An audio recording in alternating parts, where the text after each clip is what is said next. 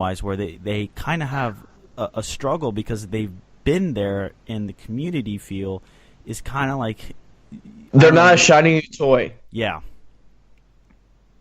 Boom, you guys just said it. I mean, that is indicative of the not talked about disease within MLS, and that is, they don't know how to sell anything that's not new. Uh, it's it really should be worrisome to them. What you see happening with the 1.0 teams, aside from the Wizards, it's really it should be setting off alarm bells in their head. And if it is, and if their response to that is to move them all, Yeah. this league has a shelf life that's not long.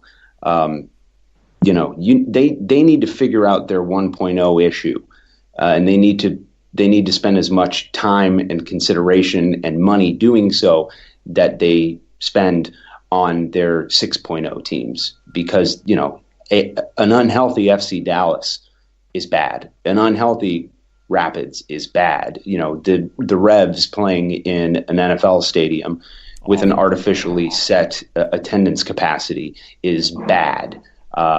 Moving the Columbus Crew is horrid. It's horrid. It's disgusting. It's deceitful. And, it sets not just that, most importantly, it sets a precedent going forward. If we allow this as American soccer fans, if we allow this to happen, we are saying very clearly and very concisely to the Don Garbers of the world, both present and future, that they can do whatever they want, whenever they want, to whomever they want. They talk so much about building communities into one microphone, and then they turn to another microphone and detail the destruction of another. You can't do that and hope to be around in 50 years. It's just not possible, and it's disgraceful. It's so, I think it's honestly really bizarre of let's just think about this for a quick second. Yesterday they announced that they're adding Nashville as an expansion side, and here we are talking about how they want to move an original side. It to me it doesn't seem right. It didn't seem right that Precourt announced that they wanted to leave but right before a playoff run. That didn't seem right. And overall, I mean, it has been an interesting timeline when it comes to how MLS has handled the situation. So let's talk about the other potential expansion side, who's about 100 miles away from you, FC Cincinnati. If they are awarded an expansion franchise, do you think that negatively impacts the chances of the Crew staying in Columbus? Well, only Lord Garber can answer that. But I will say that I've been rooting for FC Cincinnati to be in MLS since the millisecond they were announced. Because if you think about Columbus from just kind of like an on the field perspective, we've never had a real rival. We've never had one. The early days, we were kind of annihilated by DC United, in their first dynasty, anytime we went up against them. And so, the old idiots in our fandom like myself hate DC United. And we've had, our back and forth with Chicago because of the proximity, and the league invented some trophy with Toronto that literally no one cares about. But we've never had, the closest team to us is over 5 hours away. And, we're like, oh, hey, we're playing in Chicago, hell yeah, it's only 5.5 hours away. Like, that's so Cincinnati being in the league would, look at it like this, right? If you're starting a hat store, if you're going to open a hat store, the best place to do so is next door to another hat store. Why not make it a hat store district instead of going, well, I'm going to build my hat store 700 miles away because I don't want to compete with them. Well, it's one of those a rising tide lifts all boats kind of things. Cincinnati and Columbus being in the league at the same time would immediately be one of the top rivalries in the league. We played in the Open Cup this year at their small college football stadium known as Nippert, and it was a great time. It was a great time. I can't wait for both teams to be in MLS at the same time. So we've never had a real rival, and yet we're still here. We've never had local ownership, and yet we're still here. We've never had a downtown stadium, and yet we're still here. Those are the three things that MLS tells us are very important: rivalries, local ownership, and urban core stadiums, which we literally never had any of. And yet here we are 23 years later, a strong, viable product. And, it just destroys one of their narratives. So I'm excited for Cincinnati to get in, and I look forward to playing them 3 times a year in the regular season in Major League Soccer. And yeah, that'd be an awesome rivalry. We saw the Open Cup, and we thought it was a fantastic affair.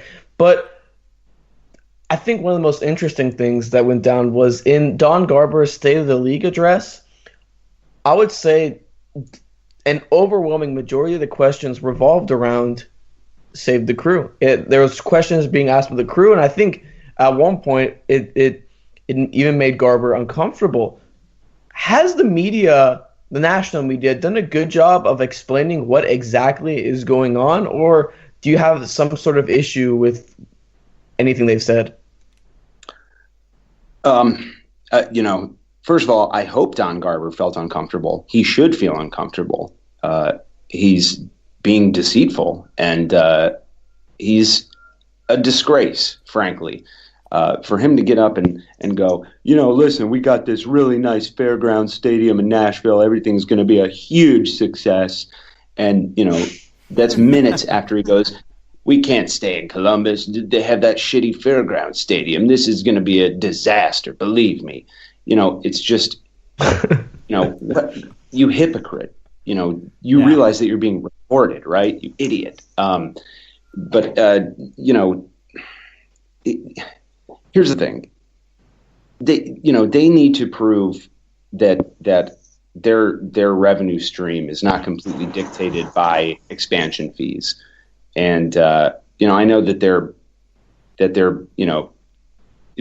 income is diverse because of Soccer United marketing and the money they're paid by the United States Soccer Federation. So I don't think that they're in any danger of losing their ass. But at some point you do need to prove that you're sustainable, or your bubble will burst. And frankly, I've completely forgotten the first question you asked me anyway. I tend to get very ranty, so I apologize for that. That's fine. Well, I'm going to ask you this. Just curious, because we don't know what the future is going to hold. Obviously, you might have a better inkling. And I'm going to ask you that too, but that'll be part B. But part A is kind of the question of, do you, in your charter, in your mission statement, you guys write, we want to keep our soccer team in Columbus along with the club history and to be conventionally known as the Columbus Crew, ideally as part of the MLS. If Precourt moves the club, which I know I don't know what the percentages are, would you guys try to get a USL team right after that? Or has there been thoughts on planning ahead without the MLS team there and trying to fill some sort of that soccer void with something? That's a very good question. It is absolutely, without doubt, the question I've been asked the most. And to that, I always say I'm not naive enough to think that that's not going to be something that people are wondering. And I'm going to give you a colloquialism that is probably not believable, but I promise you that it's exactly how I feel. Any energy and time that I spend thinking about something like that would be a waste, because there are 3 words in our hashtag, and it's Save the Crew. Mm-hmm. There's nothing after. It's not Save the Crew and possibly a USL team if nothing works out. It's not Save the Crew and let Anthony Precourt take the players, but we keep the history. It's saved the crew. We're saving this team, and we're not thinking about anything else. And I know it's maybe it's frustrating to hear that, because you do want to know what's going to happen afterwards. But I swear, it's literally all I'm thinking about. It's all our entire grassroots organization is thinking about, is saving this team. And we've given no thought and no discussion whatsoever to anything beyond that. I mean, when the time comes, I feel like it'll be more appropriate to actually discuss potentially having a team in the USL and NSL. But right now, you got to focus on keeping the crew in the top flight in soccer. But Morgan, what do you think the future holds for the crew? We talked about. Do you think they'll end up moving to Austin? I mean, I know you don't want to think that, and you want to keep the crew in Columbus. But what do you think is going to happen? There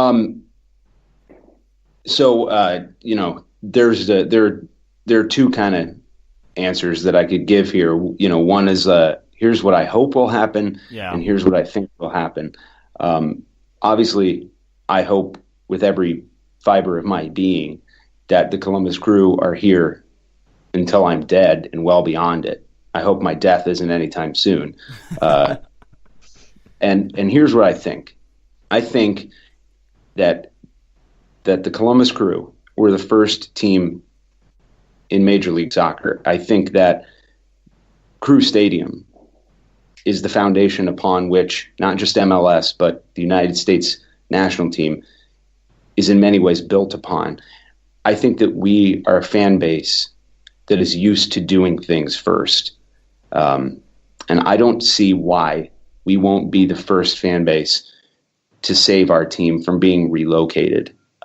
It's a tall task, and it isn't easy, but nothing in Columbus has ever been easy, and nothing this fan base has ever done has ever been simple. We have been preparing for this moment for 23 years, and we are in position to save this team. So I think we're going to, because there's no other option. And there are so many people who are so very talented and so very passionate in this community that are standing up and have stood up and said, you cannot do this. And we're going to stop them. The Columbus Crew will be here. And I hope we play a part in it. If we don't, that's fine. If Anthony Precourt looks at it as a bad business move to Austin, and he says, you know what, I'm going to stay in Columbus, keep the team here, build a new stadium. It has nothing to do with save the crew. That's fine. I don't care. Just keep it here. If we have something to do with it, then that's exactly the same situation. Good. Mm-hmm. I'm glad. I'm happy that this team is still here, and we're going to get it done because there is no other option to us. No, I think it's interesting because there's the commercial where Alexi Lawless does for, I think, Continental Tires, talking about how soccer is as much as the fans as anything. And the only thing I could equate soccer around the world, especially in England, Germany, Italy, is college football. I'm here in Madison, Wisconsin, studying journalism and whatnot, but the college game day atmosphere is insane, and it's the closest thing you get to anything soccer related. And I think for the first time, you do see the fans actually have more of an influence in an American sports franchise than any other league. Unlike NFL, the NBA, or MLB, the soccer fans matter, especially to a growing league, and I think that's really interesting. And I think Precourt has a really difficult chance, because the moment that Save the Crew popped up, that gained a ton of attention. It went national real quick. Mm-hmm. So, but yeah, I'll let you respond here. It's funny about that Continental Tire thing. You mentioned that they sent out the firm that's handling that sent out feelers to every MLS fan base. They kind of did some research on Twitter and picked out one fan from every team. And I think this is back in July maybe. and they identified me as somebody who's a vocal crew fan. So they sent me this thing like, oh, hey, we're doing this campaign.